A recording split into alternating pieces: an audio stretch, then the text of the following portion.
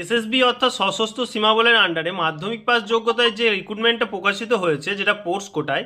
তো আজকের ভিডিওতে সকলকে দেখিয়ে দিচ্ছি তোমরা বাড়িতে বসে মোবাইল থেকে অথবা ল্যাপটপে তোমরা ফর্ম ফিল আপটা কীভাবে করবে।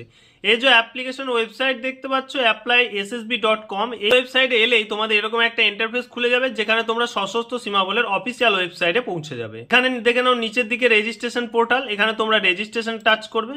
রেজিস্ট্রেশনে টাচ করলে তোমাদের এখানে এরকম একটা ইন্টারফেস খুলে যাবে। তো সবার প্রথমে তোমাদের পোস্টটা সিলেকশন করতে হবে। এখান থেকে তোমরা কোন পোস্টের জন্য আবেদন করতে চাইছো সেই পোস্টটা এখান থেকে সিলেকশন করে নেবে। নেক্সট তোমরা তোমাদের নাম লিখবে, নাম লেখার পর মিডিল নেম এবং সার নেম। নেক্সট দেখো বাবার নেম, তারপর মায়ের নাম। এখান থেকে তোমরা তোমাদের ডেট অফ বার্থ সিলেকশন করবে। ডেট অফ বার্থ সিলেকশন হয়ে গেলে একটু নিচের দিকে গেলেই দেখতে হবে এখানে তোমাদের মেল ফিমেল সিলেকশন করতে বলছে। এখান থেকে তোমাদের জেন্ডার সিলেকশন করে নেবে। তারপর ন্যাশনালিটি, এখানে তোমরা তোমাদের ন্যাশনালিটি সিলেকশন করে নেবে। তারপর রয়েছে রিলিজিয়ন, এখান থেকে তোমাদের কাস্টটা সিলেকশন করে নেবে এবং মেরিটাল স্ট্যাটাসটা এখান থেকে সিলেকশন করে নেবে, ম্যারিড কি আনম্যারিড। এরপর এগুলো প্রত্যেকটাই আমরা দেখে নিয়েছি, প্রত্যেকটাই তোমরা নো সিলেকশন করে এগিয়ে যাবে পুরোটাই। নো সিলেকশন করার পর এখানে তোমাদের চাওয়া হয়েছে আইডেন্টিটি কার্ড। এখানে তোমরা তোমাদের আধার কার্ডটা ইনপুট করার বেশিরভাগ চেষ্টা করবে। এখানে তোমরা তোমাদের আধার নাম্বারটা ইনপুট করবে।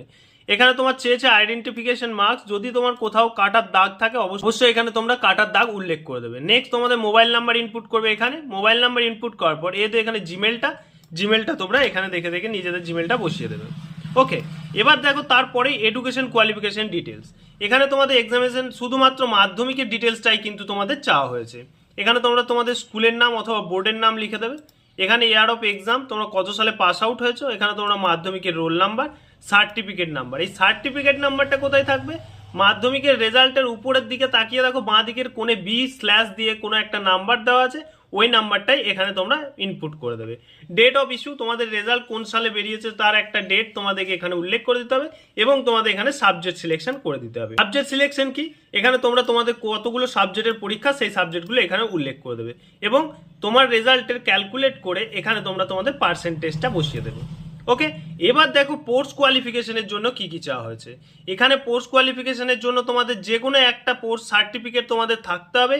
এগুলো তোমরা যে সবগুলো নো করে এগিয়ে যাবে, কিন্তু নিচে তোমাদের এই যে একটা পোস্টের তোমাদের কিন্তু ডিটেলস তোমাদের এখানে সাবমিট করতেই হবে। তোমাদের সার্টিফিকেট রয়েছে সেটা তোমরা এখানে সিলেকশন করবে। তোমার কোন লেভেলের মধ্যে তোমরা সার্টিফিকেট পেয়েছো, ন্যাশনাল, ইন্টারন্যাশনাল, স্কুল, ইউনিভার্সিটি।